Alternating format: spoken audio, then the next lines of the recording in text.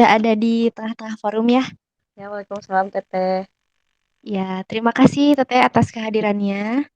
Ya, Eh, sama Teteh.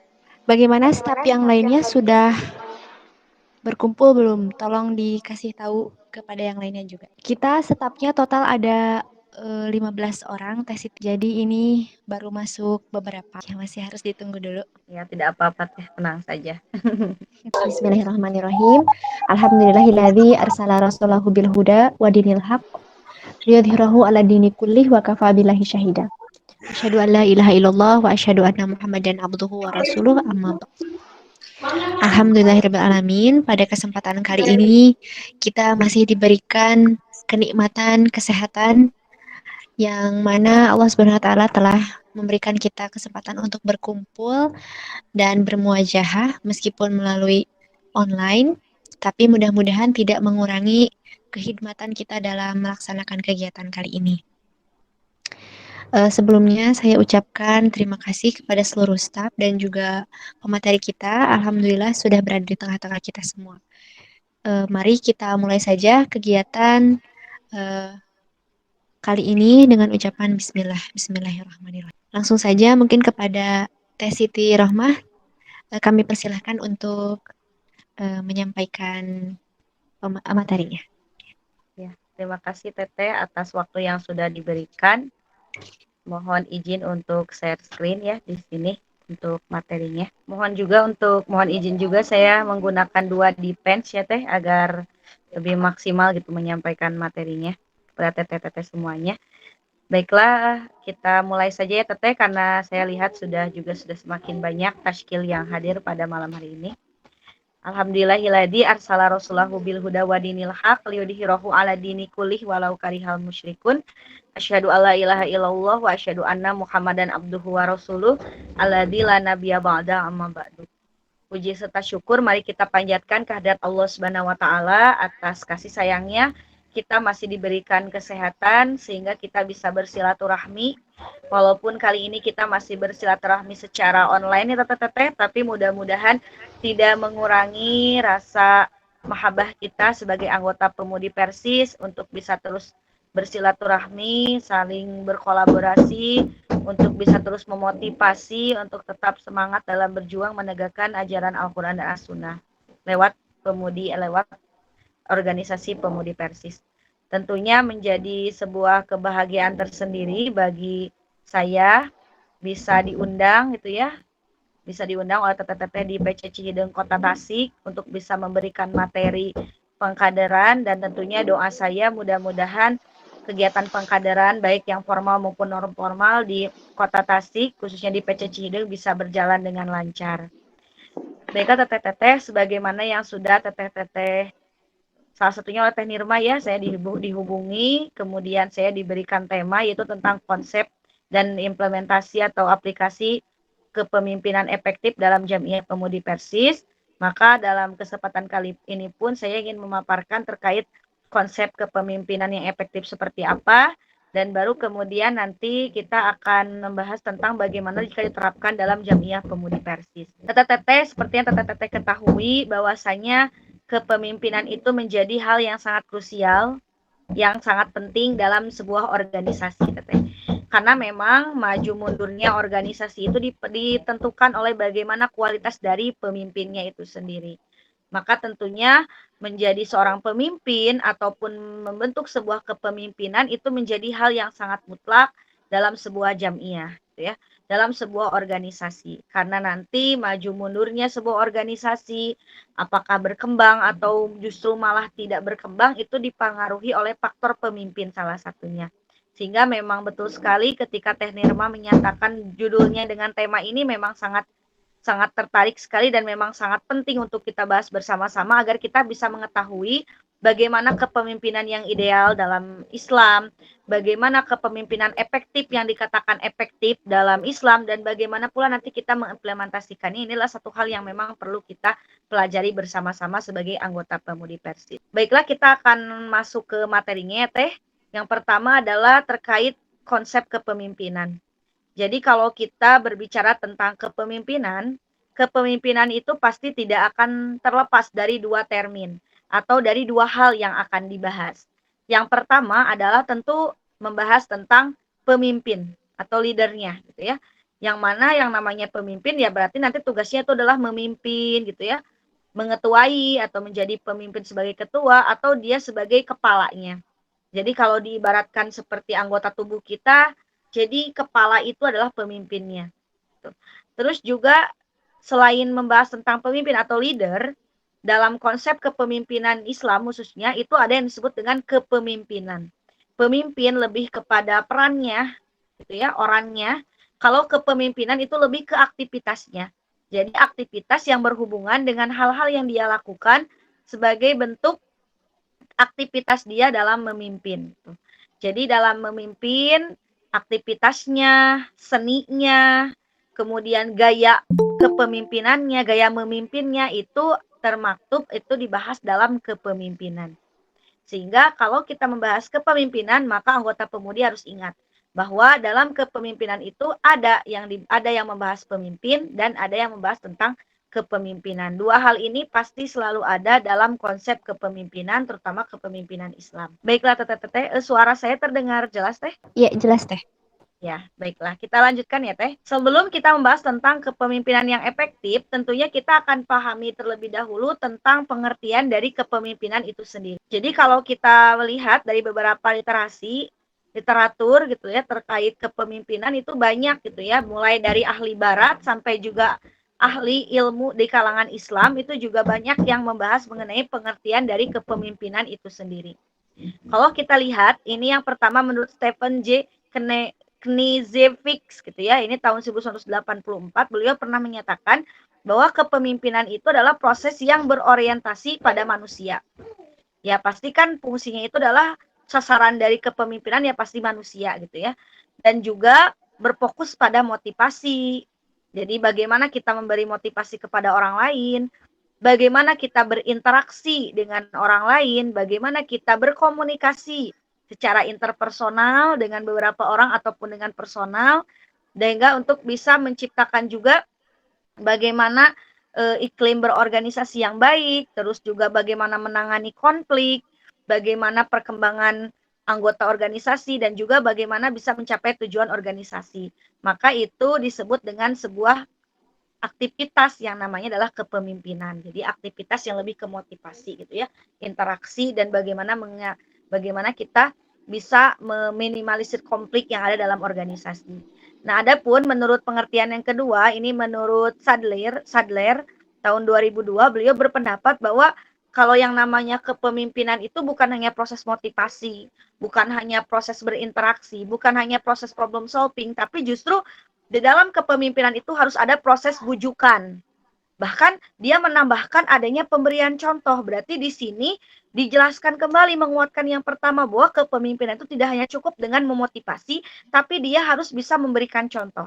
Kalau ini berarti sejalan ya dengan konsep kepemimpinan dalam Islam itu sendiri, yang mana bahwa pemimpin Islam itu adalah pemimpin yang mampu menjadi suri tauladan, mampu menjadi uswah hasanah. Kalau misalnya digambarkan uswah hasanah kita itu kan ada Rasulullah Shallallahu Alaihi Wasallam, yang mana nanti dengan pemberian contohnya, dengan uswah hasanah, dengan contoh yang dia miliki, dia itu akan mampu mempengaruhi satu kelompok untuk mencapai tujuan-tujuan tertentu dengan penuh tanggung jawab. Jadi sama-sama bertanggung jawab bukan hanya pemimpinnya, tapi juga pengikutnya. Kalau di kita di pemudi berarti anggotanya. Jadi ini sudah jelas ya, makna kepemimpinan dari Sadler ini sudah menambah gitu ya, menambah lagi makna kepemimpinan yang dijelaskan oleh Stephen. Jadi ini ada poin yang penting, yaitu adalah bagaimana seorang pemimpin harus mampu menjadi suri tauladan atau contoh bagi pengikutnya atau bawahannya. Sedangkan yang ketiga ini adalah pemimpin itu atau kepemimpinan itu adalah usaha untuk mempengaruhi. Mempengaruhinya dalam bentuk apa? Yaitu mengarahkan tugas-tugas kepada bawahan, kepada anggota, dan juga ini sama ya, memberikan contoh-contoh positif terhadap bawahannya. Dan yang terakhir adalah yang disebut dengan kepemimpinan itu adalah kemampuan untuk menggerakkan dan mempengaruhi. Jadi ini mah lebih ke kesimpulan dari 1, 2, 3, 4 itu dirangkum pada pendapat yang terakhir. Bahwa kepemimpinan itu adalah upaya untuk menggerakkan, mempengaruhi, memotivasi, mengajak, mengarahkan, menasehati, membimbing, menyuruh gitu ya, bahkan menyuruh, memerintah, melarang juga, bahkan menghukum jika memang perlu, serta membina dan membina dengan maksud agar manusia itu bisa menjadi manusia baru, manusia yang lebih baik sehingga tercapai tujuan-tujuan dari organisasi tersebut secara efektif. Nah, itu yang disebut dengan kepemimpinan. Seperti itu ya. Jadi, kalau disimpulkan kepemimpinan itu berarti satu makna di mana kita sebagai anggota itu sebagai pemimpin itu mampu menggerakkan dan mempengaruhi dibarengi juga dengan adanya suri tauladan yang baik. Nah, itu adalah konsep kepemimpinan. Jadi memang betul ya bahwa kepemimpinan itu berbeda dengan pemimpin. Jadi kalau kepemimpinan itu lebih ke aktivitasnya, pemimpin itu adalah orangnya. Gimana teteh-teteh sudah bisa membedakan ya antara kepemimpinan dan pemimpin? Ya, Ya, insya Allah. suaranya. Ya. Allah teh. Baiklah. Iya, insya Allah. Nah, bagus Ya. semuanya bersuara ya. Jadi intinya gitu ya, kalau pemimpin lebih ke orangnya, kepemimpinan bagaimana aktivitasnya. Berarti aktivitasnya bisa untuk memotivasi, berinteraksi, bagaimana bisa untuk menyuruh, mendorong orang lain untuk bisa menjalankan fungsinya, tugas-tugasnya dengan baik sesuai tugas dan wewenangnya hingga mencapai tujuan dari organisasi itu sendiri. Nah, sekarang kita akan membahas tentang komponen dari kepemimpinan itu sendiri. Komponen dalam kepemimpinan itu apa saja yang harus ada? Yang pertama adalah jika ingin dikatakan kepemimpinan, berarti kepemimpinan itu harus mencangkup ada 4 komponen penting yang saling melengkapi satu sama lain. Yang pertama yaitu harus adanya pemimpin dan orang lain yang dipimpin. Nah, ini sudah jelas ya bagaimana kita ada kepemimpinan kalau tidak ada pemimpin. Dan juga tidak akan ada pemimpin kalau tidak ada yang dipimpinnya atau yang disebut dengan pengikut. Kalau di kita berarti disebut anggota. Jadi komponen yang pertama menyatakan bahwa kepemimpinan itu adalah berarti harus adanya pemimpin dan juga harus adanya yang dipimpin atau pengikut atau anggota. Yang kedua adalah kepemimpinan itu harus mencangkup aktivitas adanya proses mempengaruhi, menggerakkan dari pemimpin kepada orang lain melalui berbagai kekuatan.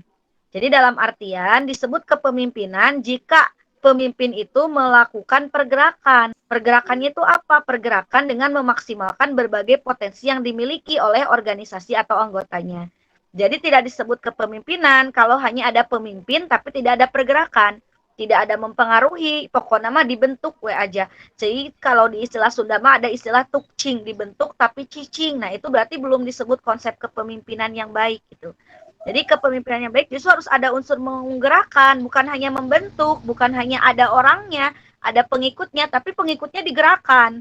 Digerakkan itu dengan memaksimalkan berbagai potensi, gitu ya, berbasis aset gitu ya. Bagaimana organisasinya punya kekuatan. Biasanya teteh-teteh kalau di awal kepemimpinan itu biasanya suka membentuk analisis SWOT. Nah, kenapa organisasi harus membuat analisis SWOT? Analisis SWOT itu penting agar nanti kita bisa memetakan apa saja yang menjadi kekuatan dari organisasi kita, apa saja kelemahan yang ada di organisasi kita, apa saja peluang yang ada di organisasi kita, dan apa saja nanti yang menjadi salah satu hal yang bukan peluang apa sih, ancaman ya, ancaman yang bisa mengancam berdirinya organisasi kita. Sehingga biasanya untuk organisasi yang secara idealnya itu di awal kepemimpinan ketua itu bersama para taskilnya harus memetakan itu analisis SWOT itu agar nanti kita bisa memaksimalkan potensi yang dimiliki dari organisasi itu.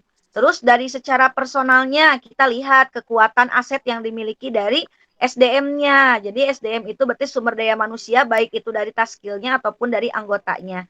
Maka itu akan terbentuklah proses mempengaruhi dan penggerakan yang lebih baik itu dengan memaksimalkan potensi yang ada dari para kader ataupun dari organisasi itu sendiri. Terus yang disebut komponen kepemimpinan yang ketiga adalah harus adanya tujuan akhir yang ingin dicapai. Kita tahu ya bahwa tujuan dari Pemudi Persis itu adalah agar anggotanya itu bisa memahami ya, mengamalkan dan mendakwahkan ajaran Al-Quran dan Sunnah, ajaran Islam sesuai Al-Quran dan As-Sunnah. Nah berarti nanti kalau kita mau menerapkan komponen kepemimpinan yang ketiga, maka tujuan akhir ini harus kita sosialisasikan, kemudian kita harus capai dengan semaksimal mungkin dengan tadi ya memanfaatkan kekuatan-kekuatan yang ada di organisasi kita, baik itu kekuatan aset secara SDM-nya ataupun kekuatan dari finansial dan sebagainya. Baru yang keempat yaitu yang namanya pemimpin baru harus ada juga bahwa yang namanya pemimpin itu berarti harus atas dasar pilihan gitu ya, dipilih oleh pengikutnya. Jadi kalau misalnya sekarang kita di pemudi berarti sudah ada komponen ini ya, karena memang di pemudi itu kita sudah terbiasa dengan sistem musyawarah, sehingga berarti menandakan bahwa komponen yang keempat itu menandakan pentingnya sebuah musyawarah dalam kepemimpinan gitu ya. Jadi kalau kita ingin menerapkan kepemimpinan, diusahakan keempat poin ini harus kita laksanakan dan harus ada gitu ya. Baru disebut dengan kepemimpinan. Kalau tidak ada berarti bukan kepemimpinan itu mah gitu ya. Mungkin hanya struktur biasa aja gitu antar atasan dan bawahan gitu ya. Tidak ada unsur kepemimpinan yang kalau yang namanya kepemimpinan itu berarti ada aktivitas. Jadi itu ya. Jadi teteh mudah-mudahan komponen ini bisa terpenuhi. Selanjutnya teh kita baru akan membahas tentang konsep kepemimpinan yang efektif. Kalau saya tanya teteh sering mendengar istilah efektif? Ya, Sering. Sering ya. Biasanya kalau efektif itu dikaitkan dengan kata apa teh? Biasanya berbarengan Efisien. dengan kata apa? Iya, efisien. Sudah bisa membedakan teh apa itu efektif, apa itu efisien? belum. Kita kan suka bilang, yes, agar efektif, agar efisien gitu. Iya. Kadang kita sendiri bingung efektif itu apa gitu. Apa itu efisien? Kalau efektif ya berarti sesuai yang diharapkan, misalnya itu efektif. Berarti kalau bahasa istilah namanya berhasil loh sesuai yang diinginkan gitu. Kalau misalnya kita dalam belajar mah kita sekolah, kemudian kita dapat nilai 100, berarti sudah efektif itu teh belajarnya karena sudah sesuai gitu ya dengan target yang diinginkan. Terus efisien itu berarti melakukan usaha seminimal mungkin untuk hasil yang memuaskan gitu. Nah, itu namanya efisien. Jadi kalau misalnya TTTT nilai 100 tapi dengan belajarnya itu apakah gini misalnya teteh ingin meraih sesuatu terus dengan waktu 10 hari tapi teteh juga bisa mendapatkan hasil yang sama berhasil tapi dengan waktu 5 hari berarti lebih efisien yang mana 10 atau 5? 5. Iya gitu. Jadi itu efisien. Nah, sekarang kita akan bahasnya kepemimpinan yang efektif gitu ya atau yang berhasil sesuai keinginan. Nah, seperti apa kepemimpinan efektif itu gitu ya. Tentu kita bahas dulu pengertiannya teteh-teteh ya agar bisa dipahami bersama. Yang pertama ini saya akan membahas tentang pengertian dari efektifnya dulu. Jadi kata efektif itu memang berasal dari kata efek gitu. Kalau efek berarti berefek, berefek itu berarti berpengaruh gitu ya, berpengaruh. Selain itu juga diartikan juga dengan membawa hasil atau disebut juga berhasil guna. Kalau dalam bahasa Inggris memang disebutnya efektif. Jadi artinya lebih sederhana yaitu artinya berhasil, tepat, maju. Jadi kalau disebut berhasil itu berarti tingkat keberhasilan dicapai itu sesuai dengan tujuan yang ingin kita capai itu dikatakan efektif. Jadi efektif itu hasil yang kita dapatkan sesuai dengan tujuan yang memang ingin kita capai. Tadi saya contohkan, kita itu belajar karena ingin nilai 100. Nah, ketika mendapatkan nilai 100 berarti sudah efektif gitu belajar kita itu karena sudah sesuai dengan harapan kita. Nah, jika dikaitkan dengan kepemimpinan, kita belajar tentang kepemimpinan efektif. Berarti kalau dikaitkan dengan kepemimpinan, jadi kepemimpinan efektif itu adalah kepemimpinan yang dapat mencapai sasaran yang dituju atau berhasil sesuai dengan tujuan yang diharapkan. Kembali lagi, kalau kita menginginkan anggota pemudi itu bisa memahami, bisa mengamalkan, bisa mendakwahkan ajaran Al-Quran dan As-Sunnah dalam kehidupan sehari-hari, dan kemudian kita lihat ternyata bisa terrealisasi, berarti itu sudah efektif kepemimpinannya. Bisa jadi juga teteh-teteh mungkin tujuan di PC-nya membuat kegiatan HPM. Tujuannya nanti agar para anggota itu bisa memahami konsep dinamika kelompok dan kepemimpinan dengan baik. Berarti ternyata hasil evaluasi itu bagus. Ternyata hasil evaluasi anggotanya sudah bisa memahami konsep dinamika kelompok. Berarti itu dikatakan sudah efektif kegiatan HPM-nya. Nah, itu jadi efektif itu berarti sesuai sasaran yang dituju, sesuai tujuan yang diharapkan. Maka itu disebut dengan efektif. Jadi kalau kepemimpinan efektif mah ya jadi proses memimpin yang memang bisa menghasilkan sesuatu sesuai dengan yang diharapkan gitu ya. Karena memang itu kan tujuan dari pemimpin.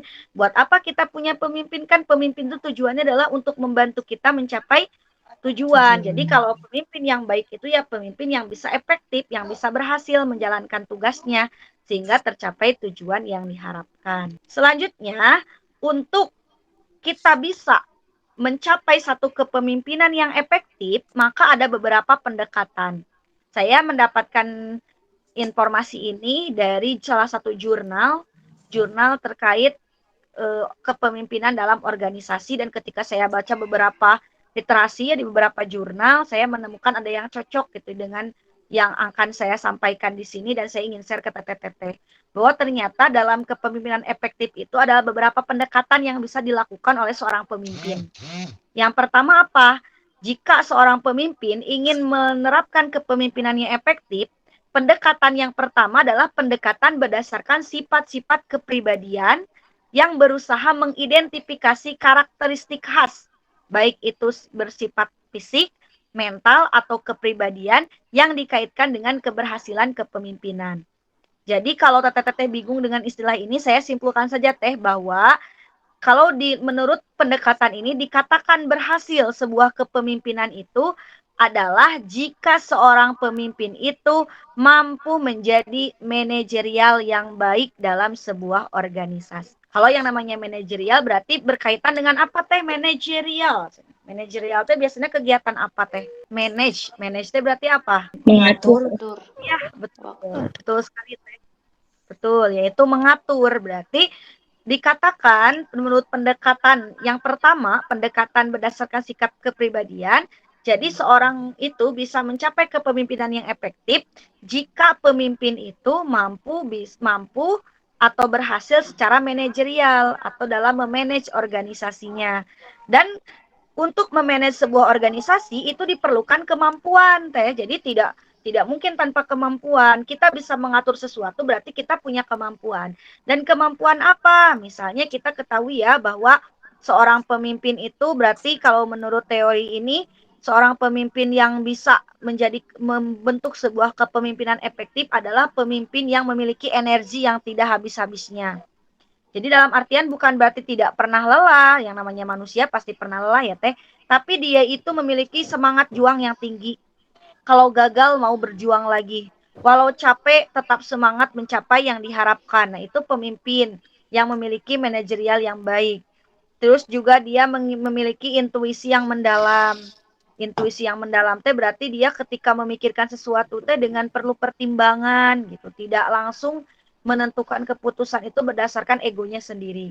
Terus juga berpandangan luas ke depan.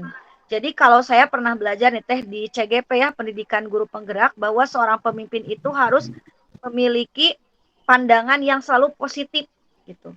Jadi dia itu nggak boleh fokus kepada kelemahan organisasi, tapi dia harus fokus kepada bagaimana memaksimalkan potensi dan kelebihan yang dimiliki organisasi.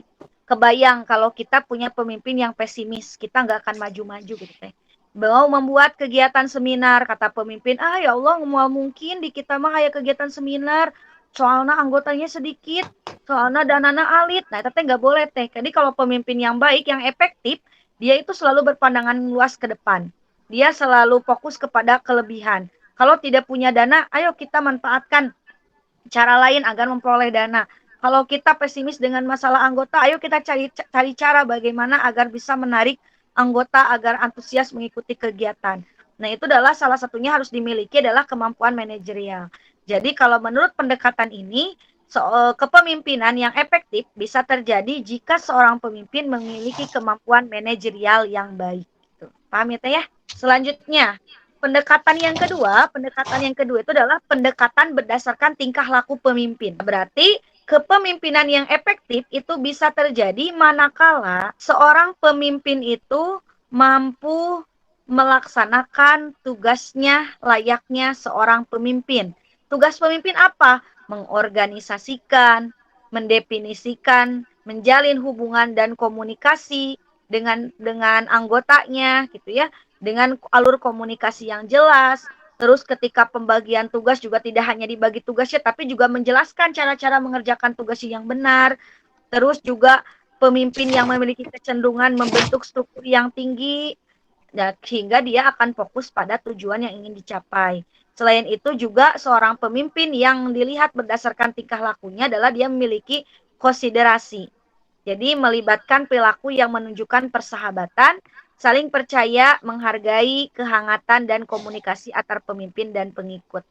Jadi dalam artian kalau disimpulkan bahwa pendekatan yang kedua agar terbentuknya kepemimpinan yang efektif, seorang pemimpin itu harus bisa menunjukkan perilakunya yang hangat, yang bersahabat, yang penuh kepercayaan kepada anggotanya. Bagaimana pemimpin bisa menjalin komunikasi yang baik dengan anggotanya kalau dia sendiri tidak menunjukkan rasa cintanya kepada anggotanya, rasa percayanya gitu kan ya. Apalagi dengan sesama taskil. Akan jelek juga jika misalnya anggota nih dengan taskilnya, ketua dengan taskilnya tidak menunjukkan rasa peduli. Pokoknya mah nu penting tujuan tercapai, badai dia sakit, badai kumaha nu penting mah kudu tercapai we, tidak ada empati gitu kan bahaya. Tidak ada saling percaya juga bahaya gitu ya. Sekarang kita sebagai pemimpin merasa kita lebih punya dan kita tahu segalanya. Terus kita memberikan tugas kepada anggota tapi kemudian oleh kita lagi. Alasannya apa? Bukan karena anggotanya atau taskilnya tidak mampu, tapi karena kita tidak percaya. Takut kuti teteh ieu mah teu berjalan maksimal geus lah ku abi. Takut si teteh ieu mah teu mampueun geus ku abi. Nah, itu pemimpin yang kumaha abi sareng ku abi wios itu teh jelek teteh ya. Karena berarti dia tidak ada rasa percaya kepada anggotanya, kepada taskilnya.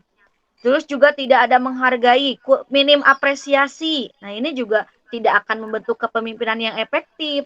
Sehingga pemimpin itu harus selalu menghargai apapun pencapaian dari anggotanya. Mau itu sedikit, mau itu besar, harus dihargai. Keperiheun atuhnya kita ngasih reward berupa hadiah kangge taskil gitunya. Pemimpin teh atau minimal ucapkan nuhun kalau berhasil menjalankan tugasnya. Terima kasih gitunya tetehnya. Jazakumullah gitu. Alhamdulillah berkat kerja sama kita semua bisa tercapai. Nah, sehingga nanti akan menimbulkan rasa kehangatan dari taskil. Yang saya rasakan ya teh, salah satu kunci kita bisa semangat berjuang, memperjuangkan organisasi itu adalah ketika kita di organisasi merasa nyaman. Selain merasa nyaman, kita juga merasa adanya unsur kekeluargaan. Kalau di kalangan taskil gitu, teteh kan taskil di sini ya, terjalin kehangatan, pasti kita itu betah ketika kita harus ngantor tiap minggu, ketika kita harus curhat, bukan hanya curhat pribadi tentang masalah organisasi, tapi curhat pribadi, masalah juga bagaimana yang dihadapi oleh kita dalam kehidupan pribadi kita. Nah, kalau kita sudah ada di posisi itu, kita merasa nyaman, merasa rindu, ingin bertemu, berarti itu sudah terjalin kepemimpinan yang efektif, gitu ya. Dan juga adanya komunikasi yang baik antara pemimpin, antara ketua dengan taskilnya. Itu kan salah satunya unsur untuk bisa membentuk kepemimpinan yang efektif. Sehingga yang namanya pemimpin memang harus berwibawa, harus bijaksana, tapi bukan berarti harus memberi jarak yang jauh dengan anggotanya, dengan taskilnya. Justru pemimpin itu harus bisa mengayomi. Dengan dia mengayomi, dia bisa mudah dalam memotivasi dan menggerakkan taskilnya untuk bertugas sesuai dengan tupoksinya masing-masing. Ya, jadi itu ya, jadi pendekatan yang kedua adalah bagaimana pemimpin bisa bertingkah laku, yang mana bisa dengan tingkah laku itu memunculkan persahabatan, kehangatan, rasa percaya, dan menghargai, sehingga nanti akan terbentuk kepemimpinan yang efektif. Selanjutnya, pendekatan yang ketiga adalah pendekatan berdasarkan kemungkinan atau situasional. Jadi, pemimpin memahami perilakunya, sifat-sifat bawaannya, dan situasi sebelum menggunakan satu gaya kepemimpinan tertentu. Pendekatan ini mensyaratkan pemimpin untuk memiliki keterampilan diagnostik dalam perilaku manusia. Maksudnya apa? Keterampilan diagnostik, teteh sekarang kan sudah kurikulum merdeka ya teh ya. Kalau di kurikulum merdeka itu kita ada istilah asesmen diagnostik non kognitif. Bagaimana kegiatannya Teh Siroh? Kegiatannya itu adalah kita menganalisis karakternya, gaya belajarnya gitu ya. Terus berasal dari minat bakatnya, terus bagaimana kondisi profil anak tersebut dilihat dari tinjauan secara budayanya, secara keluarganya. Nah, ternyata hal itu pun harus dimiliki oleh seorang pemimpin. pemimpin itu harus memiliki pendekatan situasional. Dia harus bisa mendiagnostik bagaimana karakter, bagaimana kondisi dari anggotanya. Kalau ketua, berarti ketua itu dia harus mampu mendiagnostik bagaimana karakter dari taskilnya. Sehingga di awal itu biasanya kan suka ada upgrading nanti bentuknya misalnya perkenalan taskil gitu ya, silaturahmi. Nah, itu sebenarnya bentuk dari salah satu cara dari ketua untuk bisa mengenal bagaimana karakter dari anggotanya. Kemarin ketika saya dilantik menjadi Taskil PP Pemudi Persis, salah satu langkah pertama yang dilakukan oleh Teh Parah itu adalah melakukan diagnostik minat dan bakat. Saya mengisi beberapa pertanyaan gitu ya. Jadi bagaimana minat saya, terus condong saya sifatnya seperti apa. Terus kemudian ditanya apa saja yang saya sukai, tidak sukai, bagaimana ketika saya dalam sebuah organisasi, apakah saya itu tipikal orangnya yang mudah bergaul, apakah ya perlu waktu dulu. Nah, itu teh perlu dianalisis terlebih dahulu oleh ketua, ya, oleh ketua PC kepada taskilnya dianalisis dulu nih.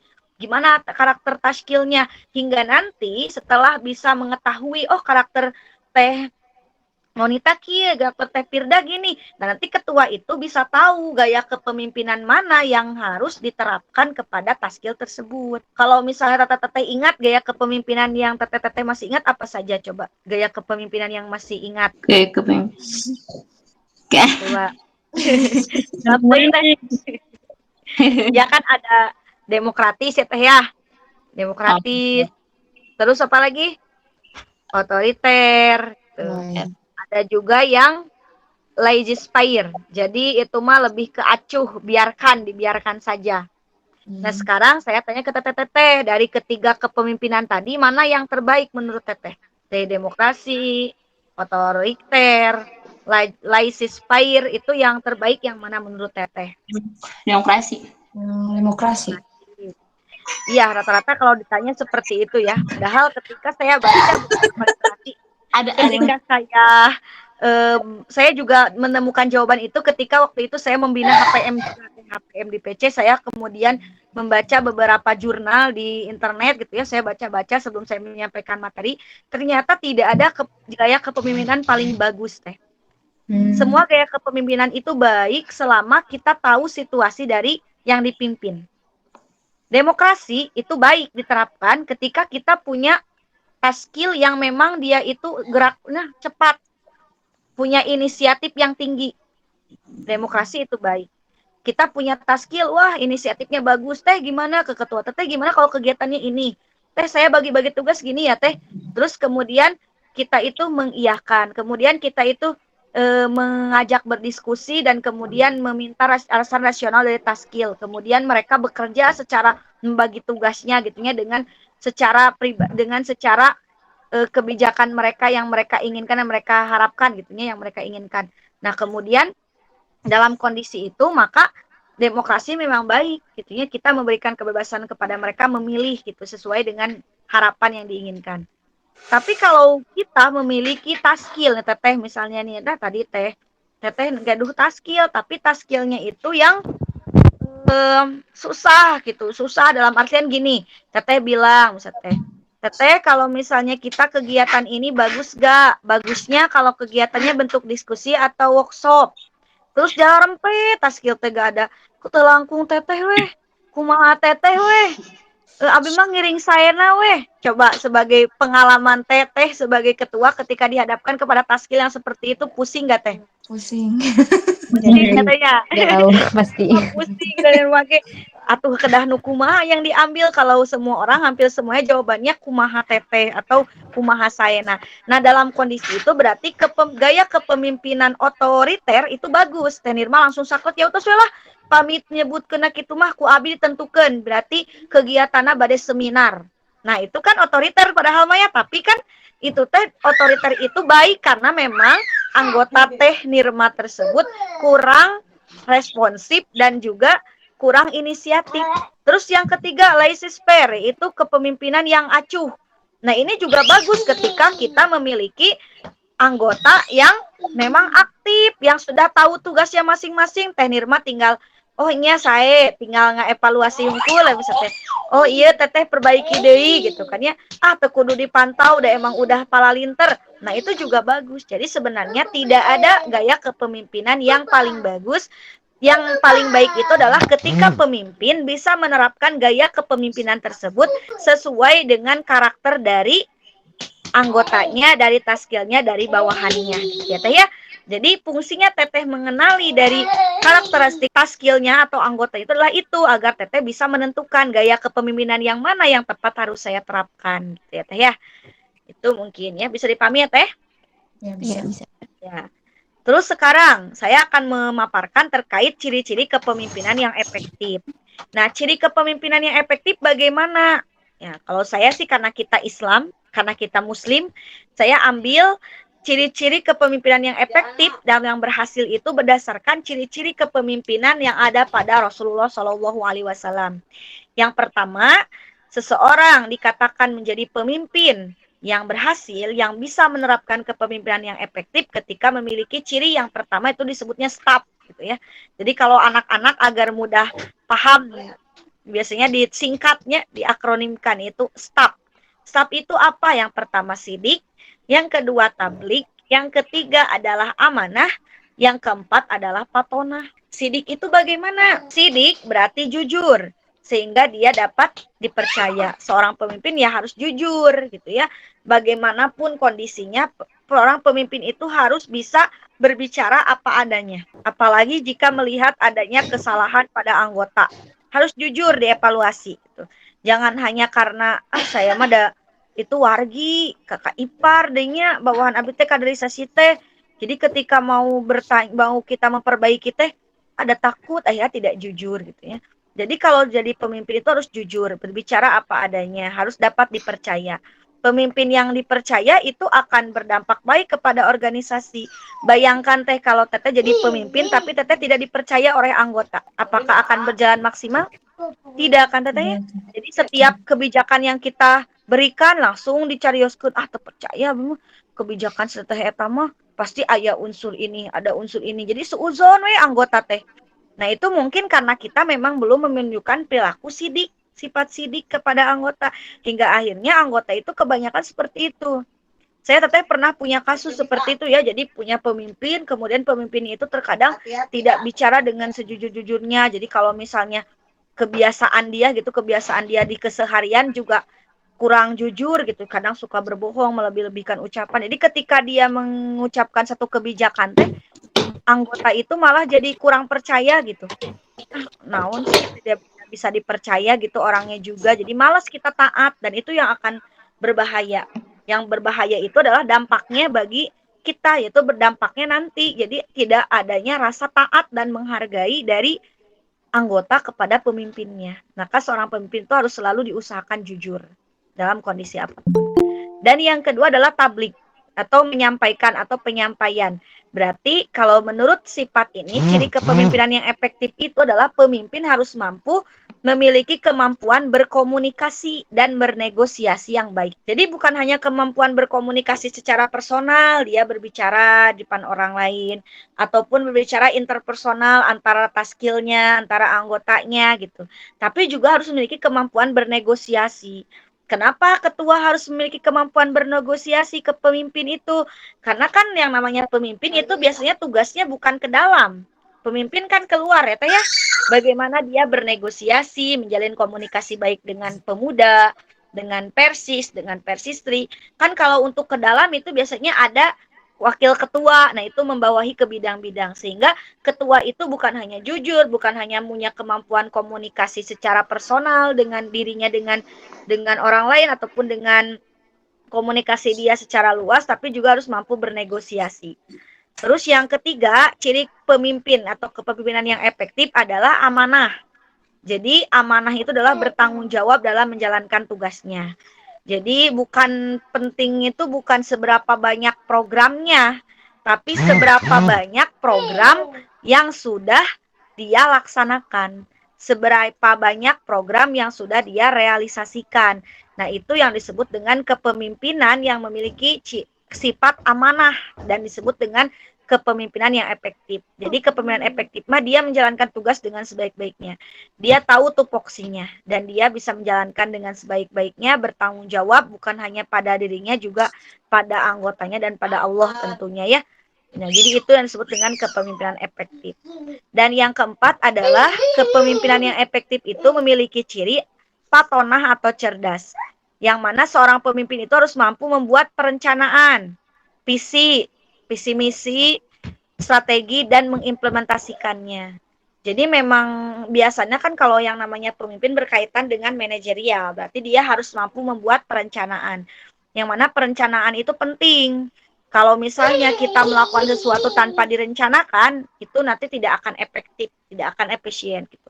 Sehingga kita dalam pemudi juga belajar tentang konsep perencanaan. Bahkan dalam materi PKP 1 ada materi teknik membuat rencana.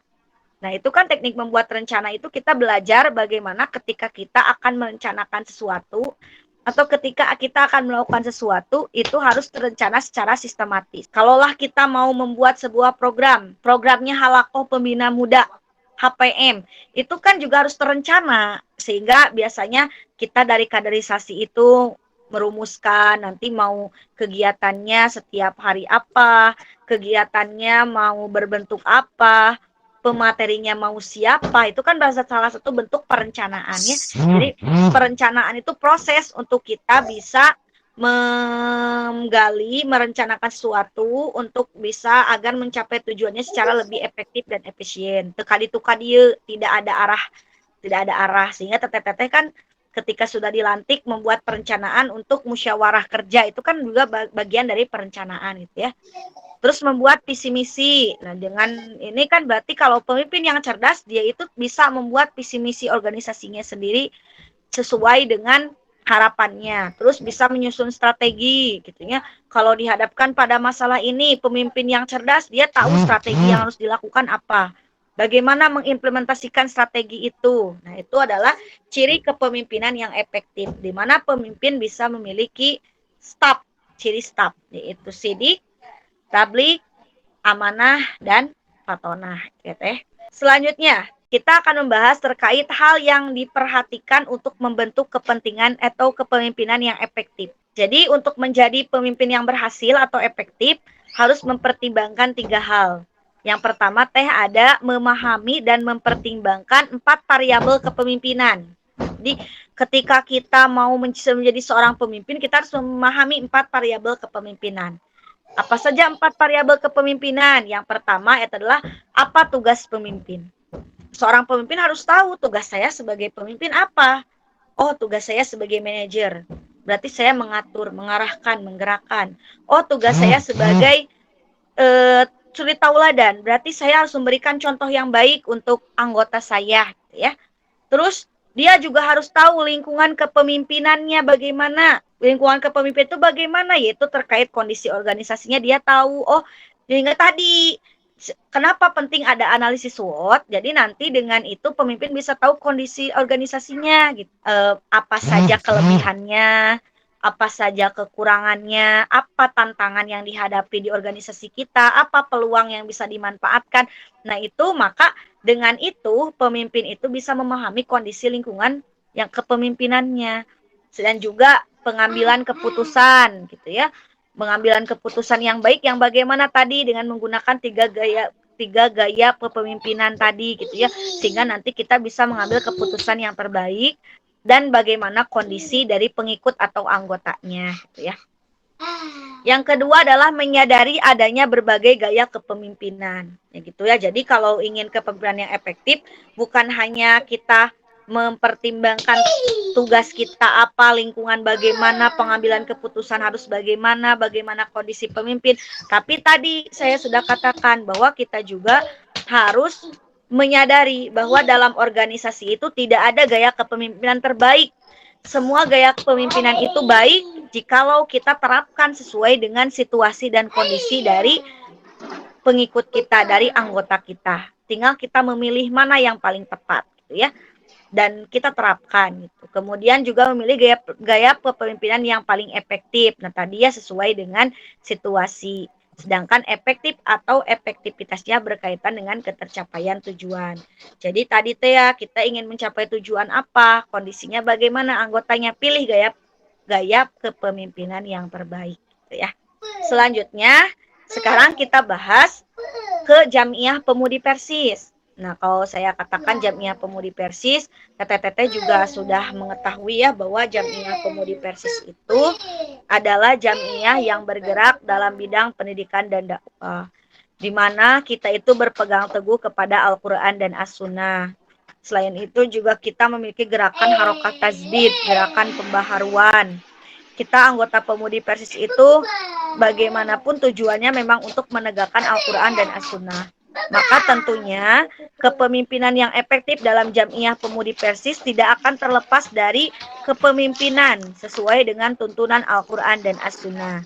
Sehingga kepemimpinan dikatakan efektif menurut Jamiah Pemudi Persis, ya, penerapannya Jamiah Pemudi Persis adalah kepemimpinan yang efektif adalah kepemimpinan yang setia kepada Allah. Jadi, kepemimpinan efektif itu lahir dari pemimpin yang setia kepada Allah. Pemimpin yang setia kepada Allah itu apa? Yang dia selalu menguatkan dirinya, tekadnya, niatnya hanya karena Allah. Dia yang selalu mendekatkan diri kepada Allah. Sehingga kalau teteh-teteh masih ingat, dalam baiat ketika teteh-teteh dilantik menjadi tashkil, itu ada kalimat inna sholati wa nusuki wa mahyaya wa mamati lillahi robbil alamin. Itu kan ada, itu bentuk, salah satu bentuk janji kesetiaan teteh kan kepada Allah ya teh ya. Inna sholati, sesungguhnya sholatku, wa nusuki wa mahyaya gitu kan ya. Hidupku, matiku, lillahi robbil alamin, hanya untuk Allah gitunya, pemilik alam semesta. Bahkan kalau teteh ingat di poin ketika teteh dilantik jadi taskil, itu ada poin saya akan mewakafkan diri saya untuk Islam. Nah, berarti secara tidak langsung teteh itu sudah mewakafkan diri teteh kepada Allah Subhanahu wa taala.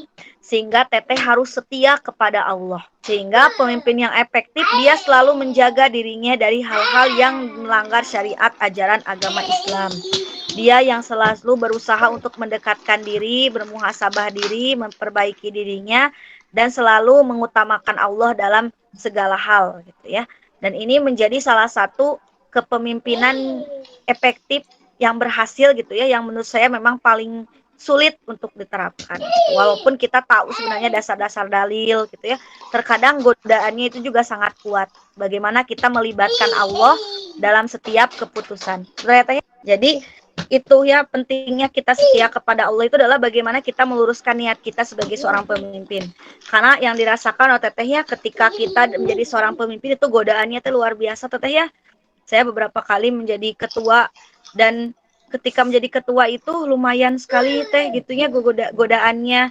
Bagaimana kalau misalnya kita dihadapkan kepada anggota nungeyel, anggota sulit untuk diberitahu gitu, apalagi dihadapkan dengan anggota yang tidak aktif, itu kadang menguras pikiran kita gitu, hingga akhirnya kadang suka berkepikiran udah pengen ngundurin diri aja jadi taskil teh, pengen ngundurin diri aja jadi ketua itu gitunya berat. Nah, kadang ada pikiran seperti itu.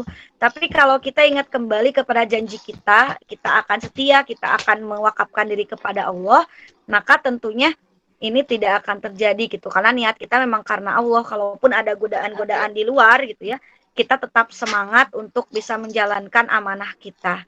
Poinnya yang satu tadi, yang pertama, bahwa kepemimpinan efektif itu adalah kepemimpinan yang lahir dari pemimpin yang setia kepada Allah, berniat dan juga karena Allah, menjalankan semua kebijakan juga diniatkan karena Allah, dan menyelesaikan permasalahan juga karena Allah, artinya dengan cara yang Allah kehendaki. Terus yang kedua, jadi kepemimpinan efektif itu dalam Jamiah Pemudi Persis berarti kita harus membuat tujuan Islam. Jadi prinsipnya itu adalah prinsip sesuai dengan tujuan Islam yang menyeluruh gitu ya. Karena tadi kan kita sudah tahu tujuan dari Pemudi Persis adalah untuk mengamalkan, memahami, mengamalkan dan mendakwahkan ajaran Al-Quran dan As-Sunnah dalam kehidupan kita gitu ya, sesuai dengan ajaran Al-Quran dan As-Sunnah. Nah, berarti dengan itu maka kita harus memahami untuk membuat sebuah kepemimpinan efektif, maka kita harus membuat sebuah tujuan Islam yang secara menyeluruh. yang mana pemimpin itu tidak hanya mementingkan kepentingan kelompok saja, kepentingan dari dirinya ataupun bahkan kepentingan organisasinya, tapi juga bagaimana nanti tujuan itu bisa berdampak luas terhadap ajaran Islam. Kan itu yang membedakan kita dengan organisasi lain ya Teh ya. Ketika organisasi profesi, mungkin misalnya organisasi guru, berarti kan itu kepentingannya untuk berkaitan dengan guru, baik itu kode etiknya, baik untuk kesejahteraan guru. Tapi kan kalau kita itu kan pemudi Persis. Pemudi Persis itu ada dalam naungan Al-Quran dan As-Sunnah, yang mana tujuannya tadi untuk menyebarkan ajaran Al-Quran dan As-Sunnah. Nah, berarti tujuan organisasi itu tidak hanya fokus kepada tujuan kita pemudi aja, untuk memahamkan ajaran Al-Quran dan As-Sunnah, tapi harus ada tujuan lain yang mana mengarah kepada tersebar luasnya ajaran Islam, kepentingan Islam teraih. Tapi kan alhamdulillah ya kalau di pemudi mah udah tercangkup gitu dengan memahami, mengamalkan, mendakwahkan, itu kan membantu menyebarnya ajaran Al-Quran dan As-Sunnah secara lebih merata. Sehingga silahkan teteh-teteh buat atau rancang kegiatan itu jangan hanya yang berdampak secara jangka pendek untuk anggotanya saja, tapi juga jangka luas untuk ajaran Islam gitu ya. Jadi kalau membuat kegiatan itu bukan hanya fokus ke anggota, tapi bagaimana dampaknya nanti untuk mereka, untuk akhlak mereka, bagaimana dampaknya untuk keimanan akidah mereka, dampaknya untuk masyarakat, seperti itu ya. Dan yang ketiga, kepemimpinan yang efektif dalam Jamiah Pemudi Persis itu harus berprinsip atau berpegang teguh kepada syariat dan akhlak Islam. Nah ini ya sudah tentu, karena memang kita kan agama kita pemudi Persis ini berlandaskan Islam, maka dalam pelaksanaan pun harus berpegang teguh kepada syariat Islam dan akhlak Islam. Berpegang teguh kepada syariat Islam, bagaimana contohnya? Misalnya, teteh-teteh kan sekarang dalam berjamiah, terus kemudian teteh-teteh dihadapkan pada permasalahan, bukan hanya melihat di Ki Akide, walaupun Ki Akide sudah tentu ya Teh itu sesuai aturan Al-Quran dan As-Sunnah juga, tapi lihat pertimbangannya berdasarkan Al-Quran dan As-Sunnah juga ketika teteh memutuskan sesuatu. Jadi ketika teteh dihadapkan pada permasalahan, lihat gitunya dalilnya dalam Al-Quran apakah ada. Terus juga dalam kepemimpinan itu harus menerapkan akhlak-akhlak Islam. Contohnya ketika dalam kegiatan berdiskusi, asas musyawarahnya harus ada gitu. Karena itu kan akhlak Islam ya Teh ya. Bagaimana ketika ada permasalahan dengan anggota, libatkan akhlak Islam. Misalnya apa akhlak Islam ketika dihadapi permasalahan? Teteh misalnya dengan tabayun gitu kan. Terus menjauhi suuzon, terus teteh menyelesaikan masalah dengan musyawarah, itu kan akhlak Islam. Sehingga ketika kita di Pemudi Persis, semua itu akhlak-akhlak Islam itu harus diterapkan dalam kehidupan berorganisasi. Bagaimana kita menghargai orang lain, bagaimana kita kemudian menghargai hak-hak dan kewajiban orang lain gitu. Bukan hanya sebatas hak dan kewajiban yang ada dalam Ki Akide, tapi berdasarkan Islam juga gitu ya. Jadi nilai-nilai akhlak Islam itu harus diterapkan dalam kehidupan berpemudi Persis. Dan yang terakhir adalah mengemban amanah, yang mana pemimpin itu menerima kekuasaan sebagai amanah dari Allah dan disertai dengan tanggung jawab yang besar. Makanya Al-Quran memerintahkan pemimpin melaksanakan tugasnya untuk Allah dan menunjukkan sikap yang baik kepada pengikut dan bawahan. Dengan ini berarti untuk menciptakan sebuah kepemimpinan yang efektif dalam Jamiah Pemudi Persis, kita harus paham bahwasanya di Jamiah Pemudi Persis itu yang namanya kepemimpinan itu adalah merupakan bagian dari amanah. Nah, ya, bukan sebuah hal yang patut untuk dibangga-banggakan gitu ya. Karena memang kita tahu yang namanya konsep amanah itu berarti berat ya Teh. Kalau amanah itu berarti nanti akan dipertanggungjawabkan ya. Berarti kalau yang namanya amanah itu kekuasaan yang nanti akan dipinta pertanggungjawabannya di hadapan Allah Subhanahu wa taala. Dan tentunya ini merupakan pertanggungjawaban itu merupakan masalah yang sangat besar. Sehingga kita harus sadari bahwa kita berjamiah di Pemudi Persis ini merupakan amanah. Dan amanah itu berarti harus kita jaga, harus kita pelihara dengan sebaik-baiknya. Dan kita harus menjalankan tugasnya dengan sebaik-baiknya. Maka kalau kita memahami bahwa organisasi ini merupakan amanah, maka tentunya kita akan menjalankannya dengan sebaik-baiknya. Sebaik-baiknya itu berarti sesuai dengan potensi yang kita miliki, sesuai dengan kemampuan yang kita miliki. Karena kita harus pahami juga bahwa setiap anggota di Pemudi Persis itu memiliki kemampuan, memiliki minat bakat yang berbeda. Maka di sanalah tugas seorang pemimpin harus mampu memetakan tugas dan kewajiban itu sesuai dengan minat bakat dan kemampuan yang dimiliki oleh anggota agar nanti mereka bisa amanah terhadap tugasnya. Jadi jangan sampai seperti ini teh, kita menyalahkan kepada anggota. Misalnya kenapa sih dia teh nggak maksimal mengerjakan tugasnya sebagai bidang ekonomi, padahal saya berekspektasi tinggi ke dia. Nah, kita justru sebagai pemimpin harus kembali lagi kepada diri kita. Kita harus ingat, oh mungkin kenapa dia tidak bisa amanah di tugas itu, karena mungkin kita yang kurang dalam mendiagnostik kemampuan atau potensi dia. Dia mungkin memang tidak berbakat di bidang ekonomi gitu kan, mungkin dia berbakat di bidang yang lain. Saya pernah teh ada di kondisi itu. Saya pernah ada di kondisi itu teh, pernah saya itu diamanahi sebagai bidang ekonomi. Karena saya memang jujur saya kurang mahir dalam masalah keuangan gitu ya. Tapi untungnya gitu, saya itu berani saat itu gitu untuk bilang ke ketuanya, teh Dabi mah tidak mahir dalam masalah keuangan, kalau bisa saya di bidang lain gitu kan ya. Sehingga akhirnya mungkin ketua melihat lagi dan akhirnya saya ditempatkan di bidang lain. Saat itu saya ditempatkan sebagai sekretaris. Nah, teteh-teteh juga mungkin seperti itu. Walaupun tidak semua taskil itu berani untuk mengungkapkan potensi yang dimilikinya. Bisa jadi karena mungkin dia tidak pede gitu ya. Tapi minimal berarti ketuanya yang harus tahu gitu. Kalau misalnya ada taskil yang tidak berperan, ada taskil yang tidak maksimal dalam bekerja, jangan menyalahkan pribadinya. Tapi analisis kembali, barangkali mungkin tadi dia itu tidak amanah menjalankan tugasnya karena itu tidak sesuai dengan passionnya, tidak sesuai dengan kompetensinya, tidak sesuai dengan potensinya. Karena insya Allah teh kalau misalnya pemimpin bisa memetakan anggota sesuai dengan minatnya, sesuai dengan bakatnya, sesuai dengan potensinya, maka taskil tersebut pun akan amanah gitu ya. Karena dia juga tahu bahwa yang namanya kepemimpinan kan juga dipertanggungjawabkan.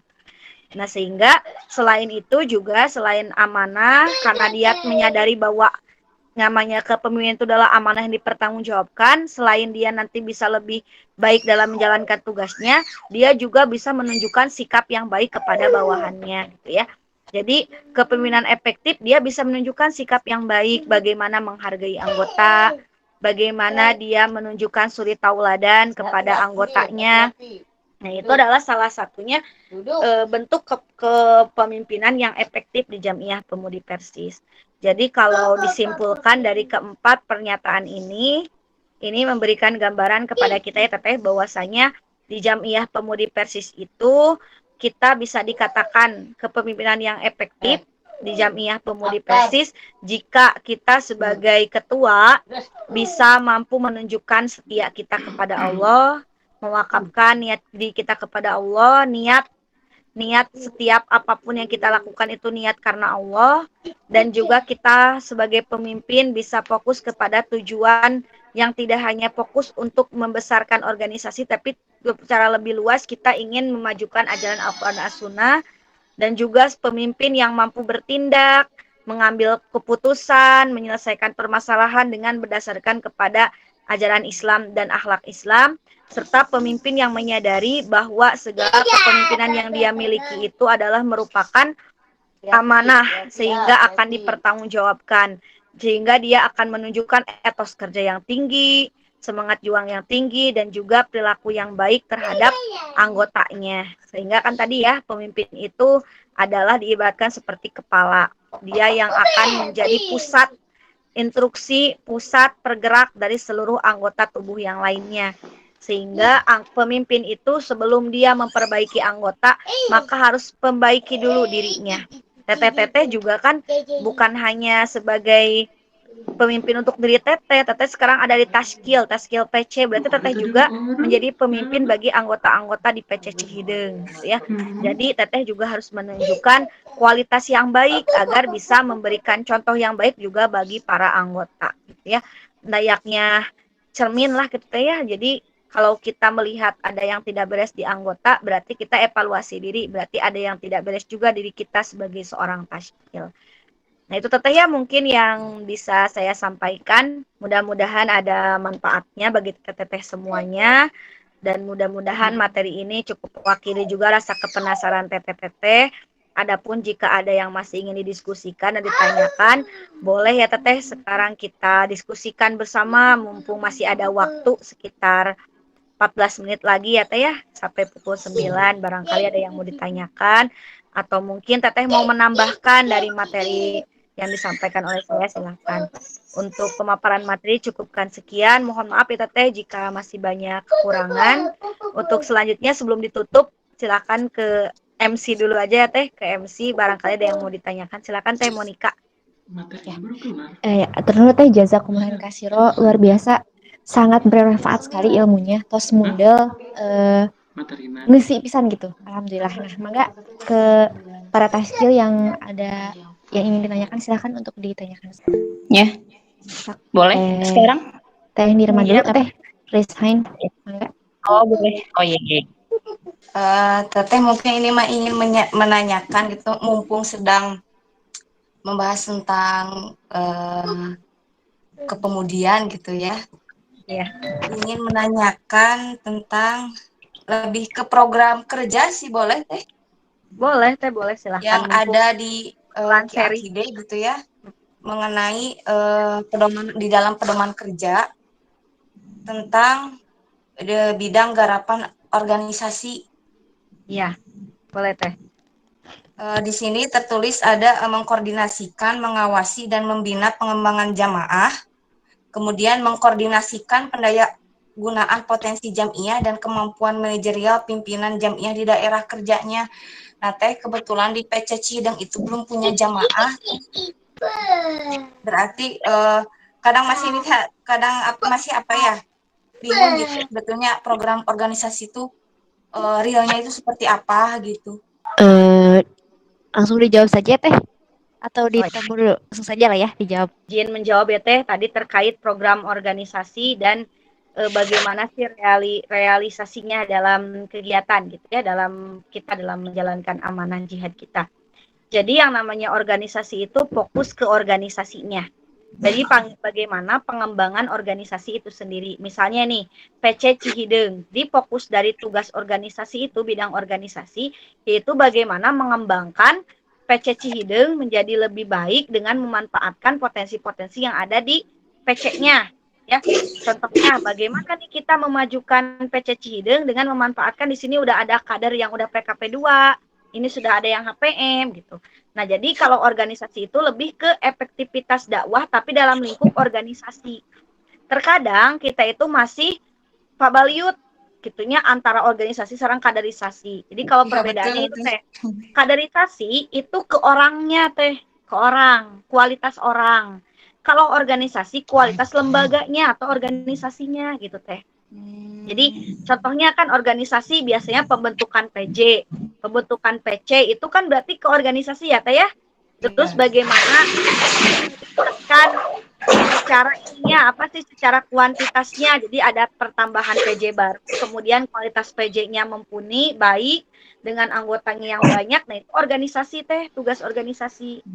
Tapi kalau tugas dari kaderisasi itu lebih ke orangnya nih, misalnya nih PC Cihideng itu punya anggota banyak, berarti secara kuantitas itu sudah baik dan itu sudah sudah mengikuti HPM dan sebagainya. Jadi secara kualitas PC itu sudah baik berdasarkan pandangan dari organisasi. Apalagi PJ-nya semakin banyak. Nah, itu tugas organisasi. Nah, nanti untuk membinanya lewat HPM, HPL, kemudian secara pelaksanaan pengkaderan, nah itu oleh kaderisasi.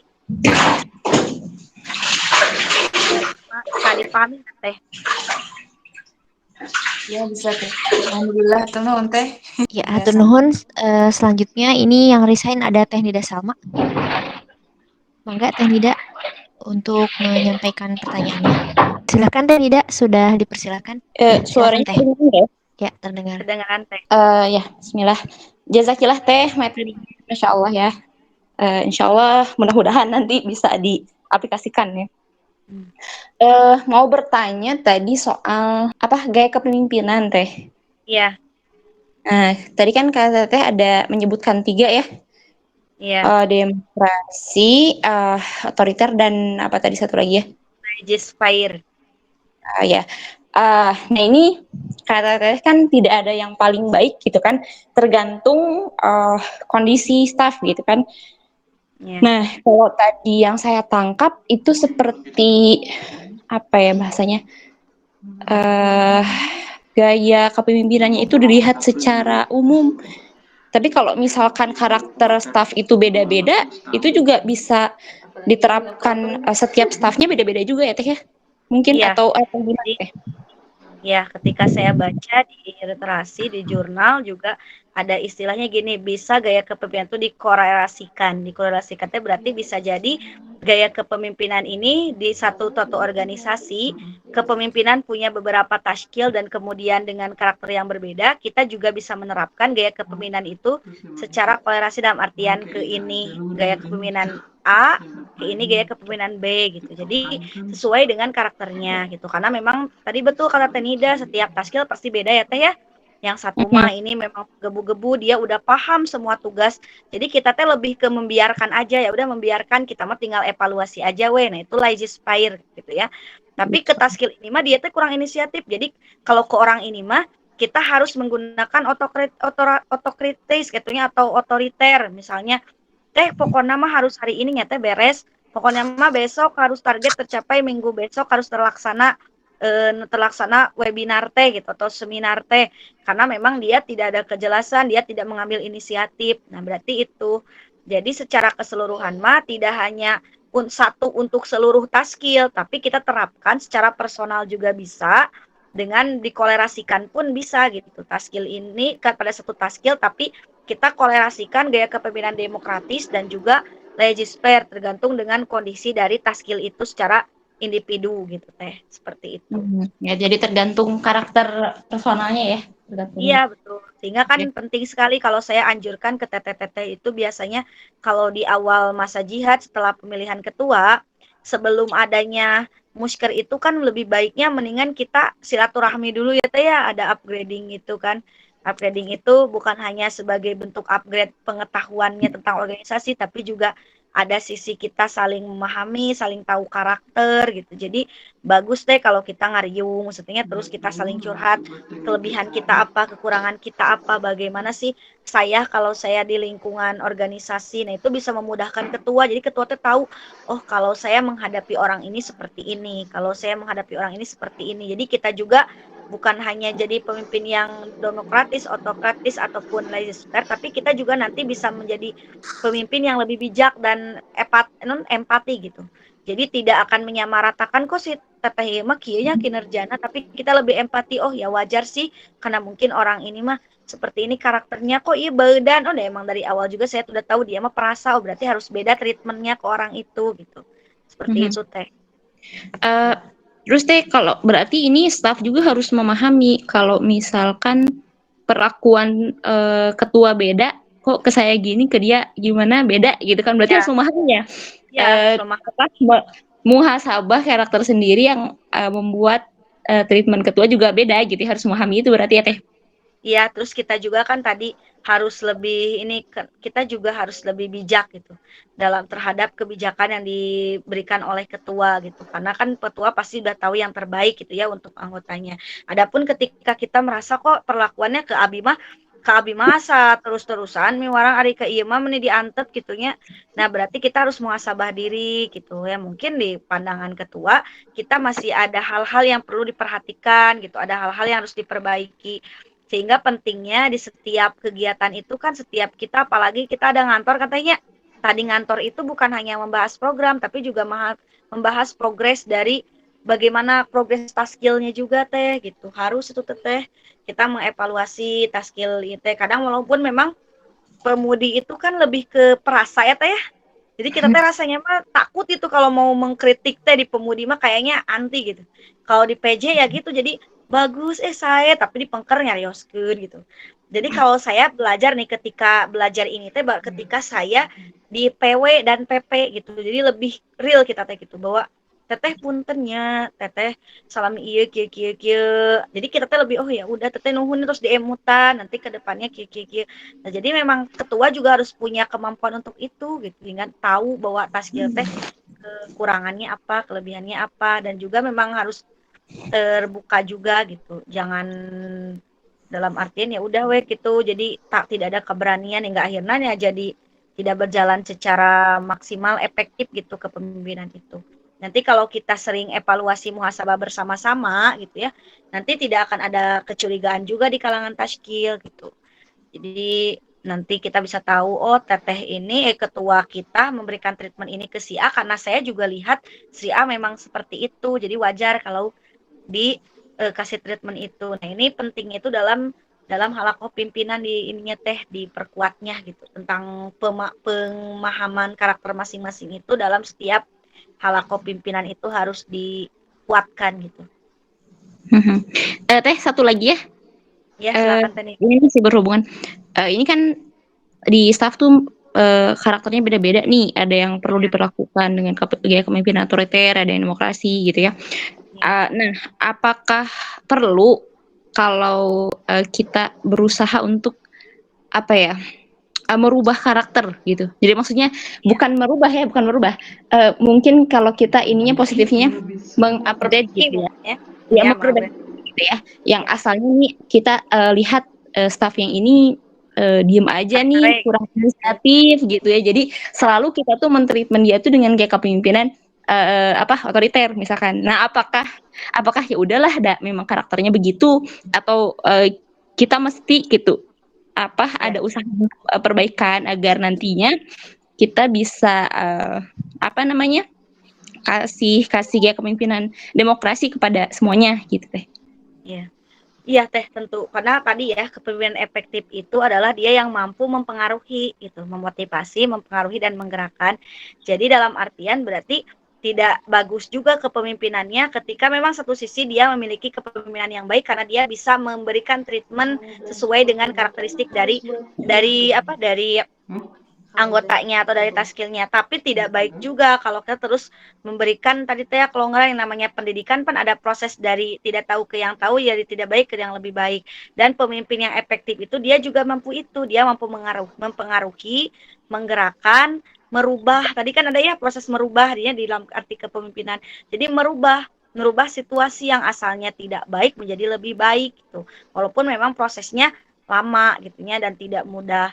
Kalaupun misalnya apalagi tingkat PC kan hanya berapa tahun teh 2 tahun 3 tahun ya 3 tahun 2 tahun gitu kan itu teh kan 3 tahun teh kan sebentar sebenarnya kalau dalam organisasi ya teh ya. Tapi kita itu harus ada treatment ke sana. Bagaimana yang tadinya dia itu harus terus menunggu instruksi, bagaimana nih caranya kita membuat dia agar menjadi lebih berinisiasi. Itu kan tugas ketua juga. Jadi memang harus ada itu agar kepemimpinan efektif. Karena memang berarti kalau misalnya ada perubahan dari yang tadinya dia hanya menunggu instruksi menjadi dia itu memiliki inisiatif, berarti juga sudah menjalankan kepemimpinan dengan baik, yaitu dalam fungsi menggerakkan dan memotivasi. Gitu. Fungsinya sudah dijalankan dengan tepat gitu. Iya Teh. Berarti mungkin bisa dibilang kalau gaya kepemimpinan yang ideal tuh demokrasi ya Teh ya? Kalau secara idealisme itu sebenarnya tidak, saya tetap tidak Teh ya, karena memang secara umum ya gimana karakternya gitu.